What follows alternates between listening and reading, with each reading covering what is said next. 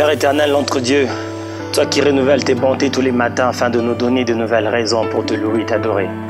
Toi qui as montré aux hommes qui étaient perdus en donnant ton seul Fils que tu avais, Jésus-Christ de Nazareth, par qui nous pouvons espérer la vie éternelle. Nous avons besoin que tu nous parles, que tu nous fasses du bien par ta parole. Au nom de Jésus. Amen. C'est pour nous un grand plaisir de nous retrouver encore ensemble. Frères et sœurs, vous qui nous suivez de partout. Aujourd'hui, le Seigneur nous met à cœur de partager avec vous sur un thème important qui va nous aider dans notre vie chrétienne, le don de Dieu.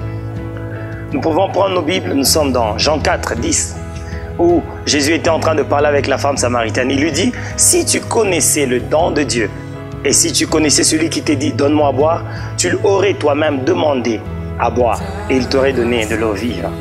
Quelle réponse magnifique de la part de Jésus envers cette femme. C'est comme un résumé parfait de la grâce de Dieu, de comment cette grâce est venue vers les hommes. Jusqu'alors, Dieu était en train de réclamer une certaine marche, une certaine conduite à l'homme qu'il a créé. Et cette manière de demander à Dieu se traduisait dans sa loi.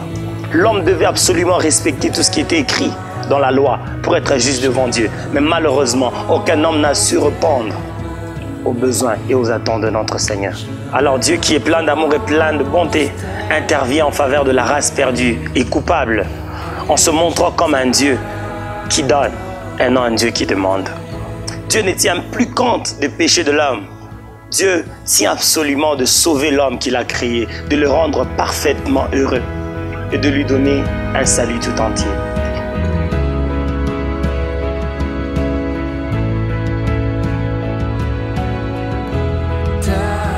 Étymologiquement, le mot don vient du latin donum, qui veut dire cadeau ou offrande. Christ est le seul qui nous a ouvert le chemin vers Dieu. Il nous a permis de nous présenter devant un Dieu saint, juste. Au-delà de tout, il nous a donné la vie éternelle. J'ai envie de dire, ce qui est éternel remonte jusqu'à l'éternité. Lorsque vous lisez dans Romains 6, 23, la parole de Dieu est en train de dire « Car le salaire du péché, c'est la mort, mais le don gratuit de Dieu, c'est la vie éternelle en Jésus-Christ notre Seigneur. » La foi en Christ est un acte moral de la conscience et du cœur qui traduit l'obéissance, tandis que l'incrédulité est la révolte de l'homme pécheur contre celui qui offre le salut. Croire ou n'y pas croire en Jésus, frères et sœurs, cela a des conséquences dans l'éternité. Croire en Christ, c'est donc avoir la vie éternelle maintenant, pas demain, je parle de maintenant. Être avec lui par la foi dans la communion vivante, c'est posséder en lui cette vie impérissable qui s'épanouira un jour jusque dans le ciel.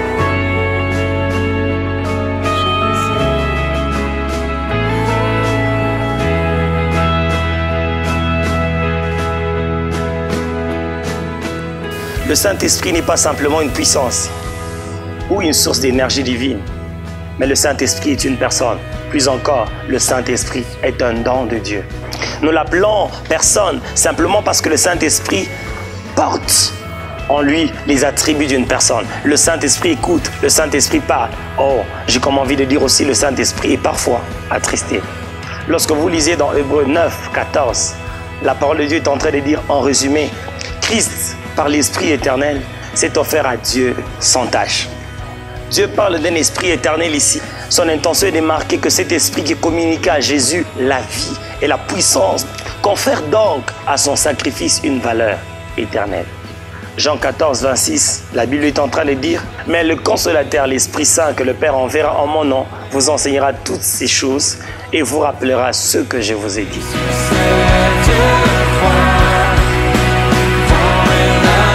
Jean 1, 17, la Bible est en train de dire « Car la loi a été donnée par Moïse, mais la grâce et la vérité sont venues par Jésus-Christ. » Si Dieu n'avait pas répondu aux besoins de l'humanité par Jésus-Christ de Nazareth, alors l'homme aurait été rejeté à jamais dès sa chute. Je veux donc dire que la grâce n'avait pas simplement été donnée, mais la grâce est venue vers l'homme qui a été perdu.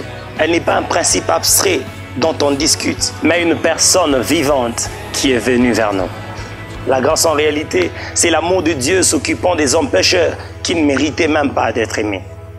Je veux dire encore, c'est l'amour de Dieu qui s'occupe de ceux que le péché a rendus haïssables. La grâce donne la miséricorde. La grâce donne le pardon. La grâce paye nos dettes. La grâce nous donne un amour divin. Mais mieux encore, la grâce nous enrichit. Lorsque vous lisez dans Jacques 1, 17, la Bible est en train de dire toute grâce excellente et tout don parfait descend d'en haut du Père de lumière, chez lequel il n'y a ni changement ni ombre de variation. Ce verset nous présente des expressions importantes. On nous présente d'abord la grâce excellente et le don parfait. La relation de ces deux termes s'exprime dans le fait que la grâce qui a été donnée, elle devient par la suite, après avoir été reçue, comme un présent parfait. La loi, en effet, ne pouvait que condamner l'homme, ne pouvait exiger de l'homme que la droiture, le respect. Elle n'avait rien à donner à l'homme pécheur. Au contraire, la grâce était comme la réponse aux besoins de l'homme. Elle est pour lui le pardon, elle est pour lui l'amour divin, elle est pour lui le salut tout entier. Oh, pour tous ceux qui se sentent coupables, pour tous ceux-là qui se reprochent, pour quoi que ce soit dans la vie, la grâce de Dieu est venue vers vous. La grâce de Dieu se présente aujourd'hui auprès de vous en Jésus-Christ de Nazareth. Seul Jésus est capable de nous accorder la grâce dont il nous faut pour vivre et errer sur cette terre. Il frappe à ta porte. Es-tu prêt de l'ouvrir? Qu'il entre dans ton cœur et que tu pars, que tu partages ta vie avec lui.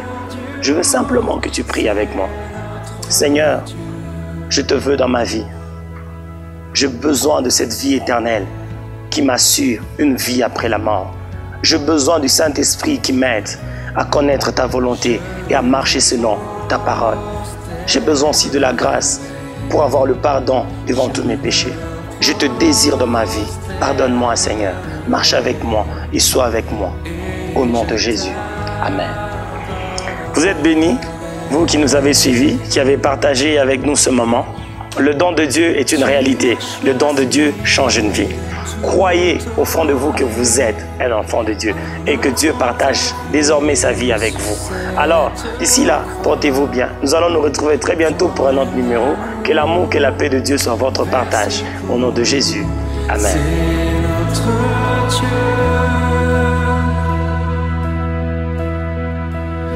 ressuscité, haut élevé, pour toujours tu es glorifié, roi serviteur, sauveur du monde, c'est